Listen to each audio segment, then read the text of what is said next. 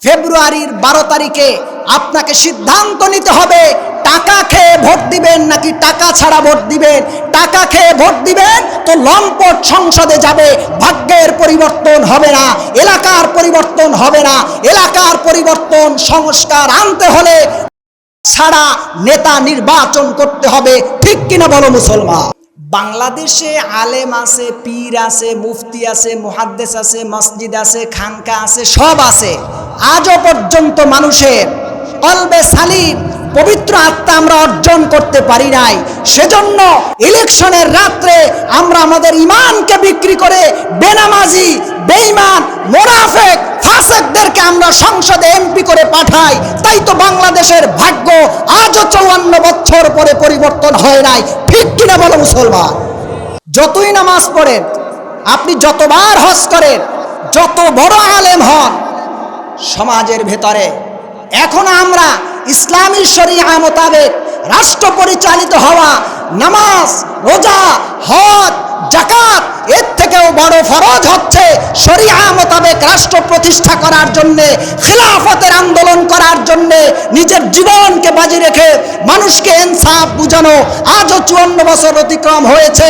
5 লাখের উপরে মসজিদ আছে, 3 লাখের উপরে বাংলাদেশে মাদ্রাসা আছে, 50,000-এর উপরে বাংলাদেশে পীর মাশায়েখ ওলামা একরাম আছে। আজও পর্যন্ত সেই ভক্ত মুরিদের হৃদয়ের ভেতরে কোরআন আর সুন্নাহ মোতাবেক শাসন প্রতিষ্ঠিত হবার সেই স্বপ্ন আমরা বাস্তবে রূপ লাভ দিতে পারি নাই। সেজন্য নামাজ পড়ে, রোজা রাখে, হজ করে, যাকাত দেয়, কিন্তু ইলেকশনের সময় রাতের বেলা আর পরের দিন ইমান বিক্রি করে মাত্র 500 আর 1000 টাকায়, ঠিক কিনা বলো মুসলমান।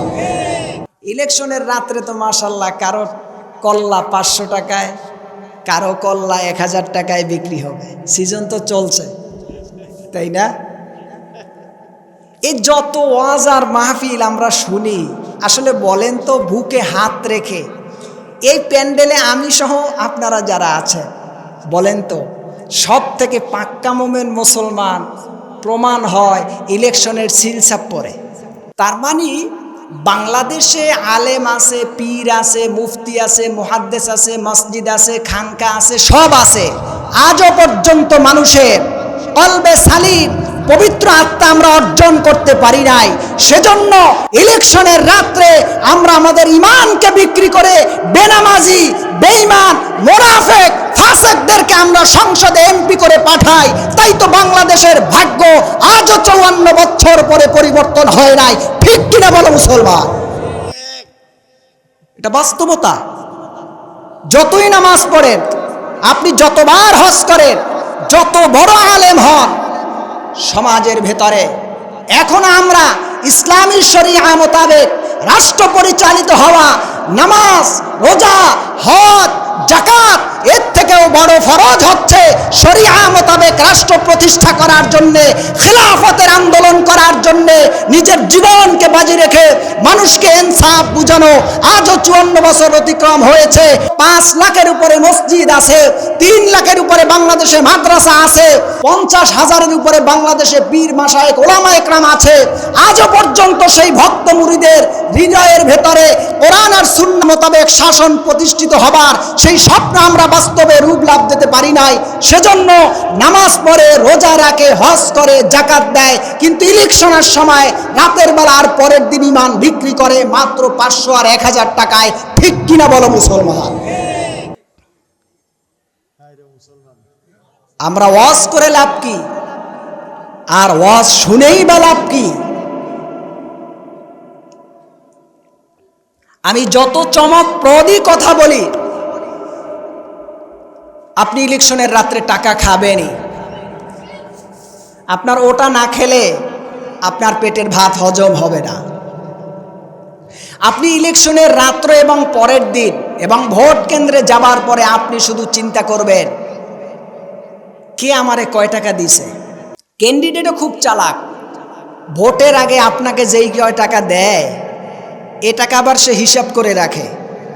সেজন্য সে যখন জয় নিয়ে নেয়, জয় অর্জন করার পরে সেও আবার আপনার মাথার উপরে রাষ্ট্রের পক্ষ থেকে যত ফান্ড আপনি পাওয়ার কথা ছিলেন এইটা সে খায়।